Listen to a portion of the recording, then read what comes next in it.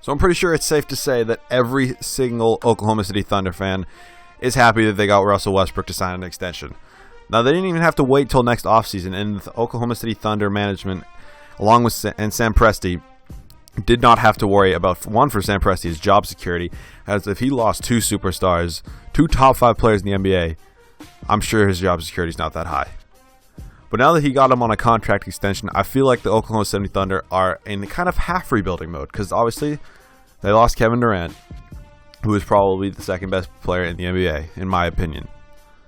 And now they probably have the 4th or 5th best player, Russell Westbrook, under contract. So what is that? That's probably a 4 to 6 seed in the Western Conference. And I think it's going to require their team to step up big. Now, if you don't know, one of the actual highlights of the offseason for the Oklahoma City Thunder, now besides signing Russell Westbrook to an extension, was they actually picked up a couple nice young pieces in Victor Oladipo, Ersan Ilyasova, and Domantas Sabonis, who was the 11th pick in the 2016 NBA draft. This all for Serge Ibaka, who is really not what he used to be when the Thunder still had James Harden. And they were, I don't want to say, they obviously were contending for a championship last year, but they were better than they used to be, or they were this year. Now, Sabonis and Ersan Ilyasova were not the main part of the deal. Obviously, that is Victor Oladipo, who's going to be their new shooting guard. And personally, I think it's a great trade for the Thunder. I think it's going to help their whole team a lot, their team chemistry a whole lot, because I think having players like that can run the floor, I know Sabonis can run the floor pretty well, and now having him and Russ, and they got rid of Serge, who really is just a big man at this point who can't really shoot outside. So if that's what the NBA is honestly coming to, big men that have to shoot outside, and if you can't do it, you're probably not going to have much value to the team. So that is probably the highlight of the offseason so far for the Oklahoma City Thunder. So now if we take a look at the predicted starting 5 for the Oklahoma City Thunder, I think obviously you have Westbrook at the 1.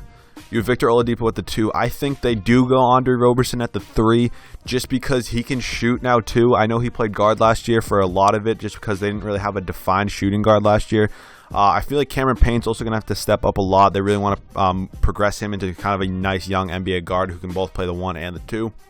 And then I don't think Ilyasova or Sabonis is going to start yet, but I think they're still going to run Cantor and Steven Adams at the center and the power forward. I think that's just probably what's best for the team because they're both big men. They can both play center. But at the end of the day, they need some dominance down low because they don't have Kevin Durant who can shoot threes anymore. Honestly, Russell Westbrook isn't even that great of a shooter, and Victor Oladipo is off and on. So I feel like them going big is probably the way that they are going to have to do it this year. I don't know definitely if it's going to work when they face opponents like the Golden State Warriors, who have probably one of the best three-point shooting teams at all time now, especially now that they added Kevin Durant. So that is really what I think the game plan is going to be for the Thunder in most games. In most games, that's what I'm saying. They could definitely change it up a little bit. And I also think in some games when you're either winning by a lot or losing by a lot, I think you put in Sabonis and Cameron Payne because turning them into great players for your team is really going to help you because they're both young guys. Cameron Payne obviously in his first year, Cameron Payne going into his second year, Sabonis is obviously going to be a rookie next year. Rookies are not going to have that much impact on a team that is going to be good in the playoffs. And I feel like that's really known this year. Because if you look at the top rookies this year, you have Karl Anthony Towns, you have Jahlil Okafor, you have D'Angelo Russell. Not one of them made the playoffs. So that just kind of shows you that rookies that are drafted high overall don't really have that much effect. So when you get a Sabonis in there, he's probably honestly not going to have that much effect. So that is why you put him in there when you're either A, losing by a lot, or B, winning by a lot, just to kind of progress his game, get him used to the whole NBA flow. It's a whole lot different than the college game.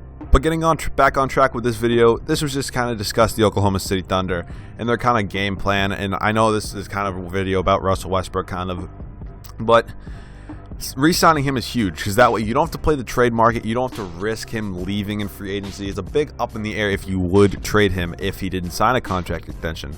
But now that he has, you're obviously not going to trade him. He's on a 2-year extension now, so I believe he's an unrestricted free agent after 2018. I believe it's either that or 2017. He has a player option, which I'm sure he's going to decline. I don't know how many NBA players actually accept their player options, but huge, huge signing for the Oklahoma City Thunder. I just think their whole franchise would have fallen apart if they lost Westbrook and Durant.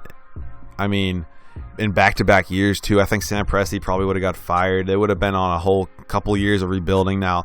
But now that puts them in kind of a 4 seed, maybe 5 seed in the Western Conference playoffs.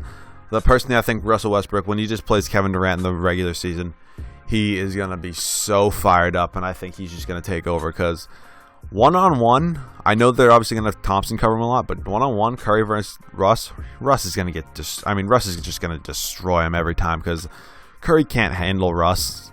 Let's be real. Russ is going to blow right by him. Yeah, Curry has the outside shot, but end of the day, once again, huge signing for the Oklahoma City Thunder. I need you guys to let me know what you think about the signing, if you enjoyed it. Once again, as a Celtics fan looking at this from my perspective, I know we were one of the top teams that was going to trade for him.